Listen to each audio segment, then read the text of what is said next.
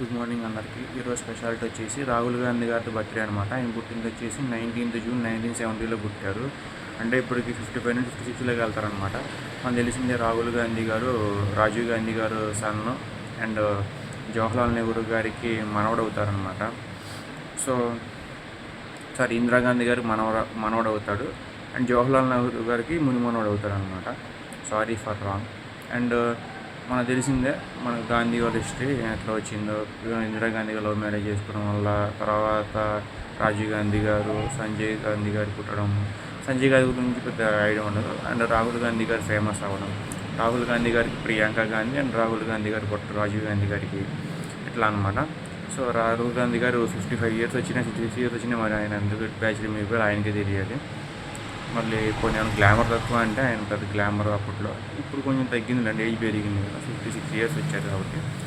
Happy birthday Rahul Gandhi గారు. Wish many more happy birthday.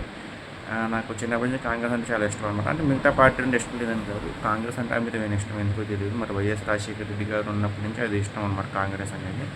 నేను పుట్టిన 1996 అనమాట. కాంగ్రెస్ ప్రభుత్వం ఉంది అప్పట్లో. మొన్న 2014 దాకా అదే ఉంది కాబట్టి పెద్ద నాకు అదే ఇష్టం. మిగతా వాళ్ళు ఏమన్నా అనుకుని అది వాళ్ళ ఇష్టం. నాకైతే ఏ పార్టీ అంటే ఇష్టం లేదు, ఏ పార్టీ అంటే అది ఇష్టం లేదు. నా అభిమానం అంతే, నేను ఏ పార్టీకి సంబంధం కాదు, ఇదనమాట. ఇలాంటి బర్త్డే మళ్ళీ చెప్పుకోవాలని చెప్పి నా favourite present PM candidate and Sonia Gandhi గారు తర్వాత పార్టీ బాధ్యతలు చేపట్టారు ఆల్రెడీ. రాహుల్ గాంధీ గారికి మనస్ఫూర్తి కోరుకుంటున్నాను. రాహుల్ గాంధీ గారి సిస్టర్ వచ్చేసి ఇందిరాగాంధీ గారిలా ఉండడం ఇంకా గొప్ప కొసమేరప అనమాట, ప్రియాంక గాంధీ గారు. Thank you so much. మీలో ఎంతమందికి ప్రియాంక గాంధీ గారు ఇందిరాగాంధీ గారిలో ఉండాలనిపిస్తుందో ఖచ్చితంగా కామెంట్ సెక్షన్ చెప్పండి.